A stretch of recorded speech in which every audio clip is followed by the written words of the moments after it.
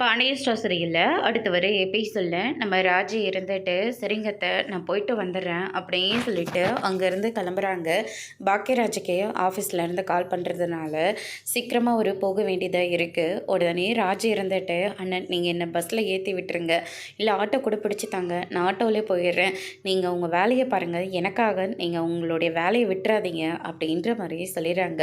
"இல்லைம்மா, இந்த இடம் உனக்கு எங்கே இருக்குது ஏது இருக்குன்னு தெரியுமா?" அப்படின்னு சொல்லிட்டு கேட்கவும், ஆட்டோ பிடிச்சிட்டு போயிட்டா அவங்க கரெக்டாக எடுத்துகிட்டு போய் விட்டுருவாங்கன்னு, நான் பார்த்துக்கிறேன், நீங்கள் போயிட்டு வாங்க அப்படின்னு சொல்லிட்டு ராஜி வந்து பாக்கியராஜை அங்கேருந்து போக சொல்லிவிட்டு அவங்க ஒரு ரேபிட்டோ ஆட்டோ பிடிச்சிட்டு அங்கேருந்து கிளம்புறாங்க. அங்கே வந்து பார்த்தீங்கன்னா ஆட்டோ ரொம்ப டிராஃபிக்காக இருக்கிறதுனால வளைஞ்சு வளைஞ்சு போயிட்டுருக்கு. அண்ணன் பார்த்து போங்கண்ணே அப்படின்னு சொல்லிட்டு ராஜி வந்து சொல்லிக்கிட்டு இருக்காங்க. பின்னாடி இருந்து ஒரு வண்டி அவங்கள வந்து ஆக்சிடெண்ட் பண்ணி விட்டுருது. ராஜி ரொம்பவே பயந்து போகிறாங்க. அதுக்கடுத்து தான் வந்து பார்த்தீங்கன்னா வீட்டுக்கு வரும்போது தலையில் அடிபட்டு வீட்டுக்கு வராங்க. எல்லாரும் பார்த்த உடனே ரொம்பவே ஷாக் ஆகுறாங்க.